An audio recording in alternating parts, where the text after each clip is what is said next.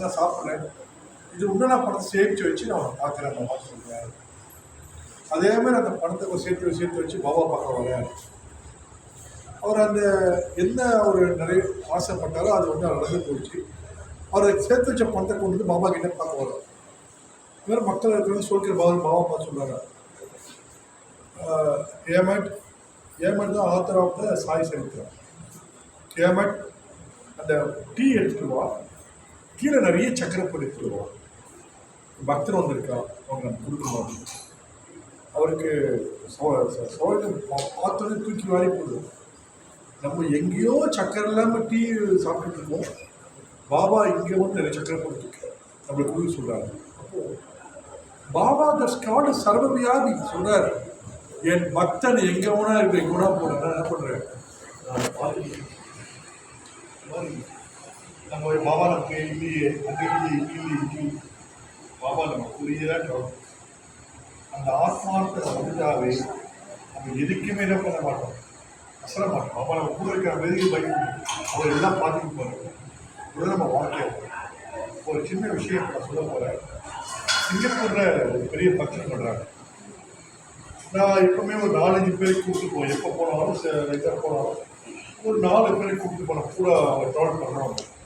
நான் அவங்க நம்பி இருக்கவங்க அவங்க என்ன சொன்னாங்க, சாரா நம்ம சிங்கப்பூர் ஒரு பூஜை இருக்குது, நீ கண்டிப்பாக வரணும். இல்லை அடுத்த மாதம் ஏதோ ஒரு டேட் சொன்னாங்க, கண்டிப்பாக வரணும், டிக்கெட்டாக போகிறோம். சினிமாக்கு நல்லி இருக்காங்க, அந்த மாதிரிலாம் வராங்க. சொன்னேன், சாரா எனக்கு எந்த காசு போனது வேண்டாம். அவங்க என்ன வச்சு தான் ஏதோ பண்ணுறாங்க, அது அப்பப்பட்ட விஷயம். நான் சொன்னேன், நாளைக்கு நீங்கள் போனீங்கன்னா நம்ம கூட வரவும் கொஞ்சம் உதவியாக இருக்கும். ஏன்னா நான் சிங்கப்பூரில் போகிறதுக்கு எல்லாம் பண்ணேன், அவங்க உதவியாக இருக்கும். அதுக்கு அவங்க சொன்னாங்க, இல்லை சார் அவங்க செட் ஆகாது, அவங்க நல்லிக்கெல்லாம் போடுறாங்க, நல்ல ரேட். இல்லை சார் நான் வரல, நீங்கள் வந்து பார்த்தீங்க. எந்த தருணத்துலேயும் நம்ம என்ன பண்ணக்கூடாது, விடக்கூடாதுன்னு தான் பாபா சொன்னாங்க.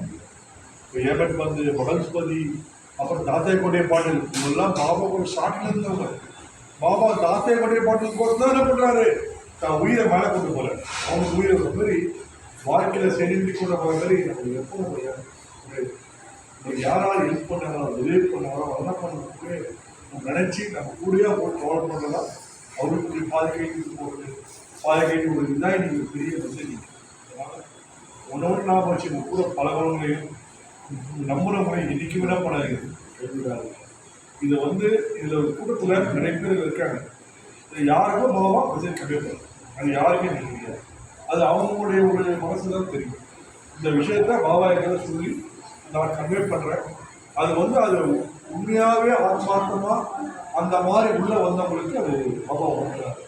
எந்த ஒரு தருணத்துலையும் யாருமே என்ன பண்ணுறாரு, கைவிடக்கூடாதுன்னு தான் பாபா பாபா இந்த காலத்தில் எப்போ ஒரு அந்த 60 வருஷமாக சொல்லி இருந்தாரோ, ஏமட் பந்து, அகஸ்பதி, அப்புறம் வந்து சுந்தரக்கர் எல்லாமே லாஸ்ட் டெபிசைட் பண்ணுறது பாபா ஸ்டுடியோ விட்டு எங்கேயுமே போனது. இப்படிதான் பாபா இருந்தால். அதனால் ஒன்றை மட்டும் ஞாபகம் வச்சுங்க, பாபா ஸ்டுடியோவில் மட்டும் இல்லை, இங்கே இருக்கிற ஆத்மாக்கள் வந்தாருன்னா அவர் எல்லா இடத்துலையும் நம்மளுக்கு நடக்கிறவங்கள எல்லாம் நம்ம முடிஞ்ச வரைக்கும் என்ன பண்ணுங்க, சாயராம் சொல்லிட்டே இருந்தால் என்ன தேடி வராது, நம்ம தேடி வராது. அதனால் நம்ம தேடி போவோம், வர ரெடியாக இருக்கிற ஆத்மார்த்தமாக நீங்கள் அவர் கூட்டிங்கன்னா அந்த ஸ்ரீ